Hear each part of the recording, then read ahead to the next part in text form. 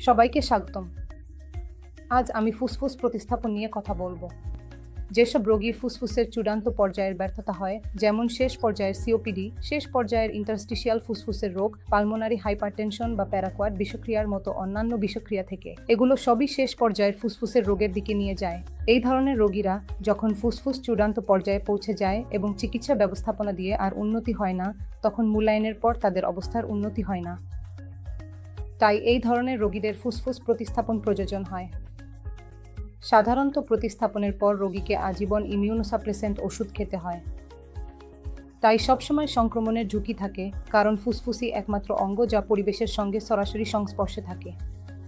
তাই প্রতিস্থাপনের পর সংক্রমণ নিয়ে খুব সতর্ক থাকতে হয় এবং ফুসফুস প্রতিস্থাপনে প্রত্যাখ্যানের ঝুঁকিও অনেক বেশি, এজন্য আমাদের খুব সাবধান থাকতে হয়। প্রতিস্থাপনের পর রোগীর নিয়মিত পর্যবেক্ষণ প্রয়োজন। আমরা ফুসফুস প্রতিস্থাপনের মাধ্যমে 200 বেশি রোগীকে বাঁচাতে পেরেছি। এই রোগীরা ফুসফুস প্রতিস্থাপনের পর ভালো আছেন। তারা নিয়মিত আমাদের ফলো-আপে আছেন। তারা ভালো আছেন এবং আমরা তাদের জীবন বাড়াতে পেরেছি, সেই সাথে ফুসফুস প্রতিস্থাপনের মাধ্যমে ভালো মানের জীবনও দিতে পেরেছি।